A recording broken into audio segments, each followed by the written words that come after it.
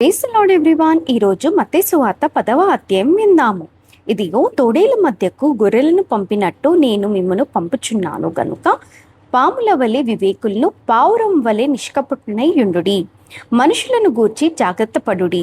వారు మిమ్మను మహాసభలకు అప్పగించి తమ సమాజ మందిరములలో మిమ్మను కొరడాలతో కొట్టింతురు. వీరికిని అన్యజనులకు సాక్షార్థమై నా నిమిత్తము మీరు అధిపతుల యొద్దకును రాజుల యొద్దకును తేబడుదురు. వారు మిమ్మను అప్పగించినప్పుడు ఎలాగు మాట్లాడుదుము, ఏమి చెప్పుదుము అని చింతింపకుడి. మీరేమి చెప్పవలెనో అది ఆ గడియలోని మీకు అనుగ్రహింపబడును. మీ తండ్రి ఆత్మ మీలో ఉండి మాట్లాడుచున్నాడే గాని మాట్లాడువారు మీరు కారు.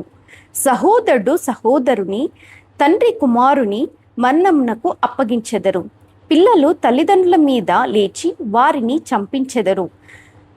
మీరు నా నామం నిమిత్తము అందరి చేత ద్వేషింపబడుదురు.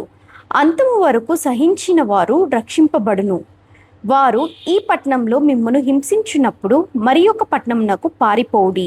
మనుష్య కుమారుడు వచ్చు వరకు మీరు ఇశ్రాయేలు పట్టణములలో సంచారం చేసి ఉండరని నిశ్చయంగా మీతో చెప్పుచున్నాను.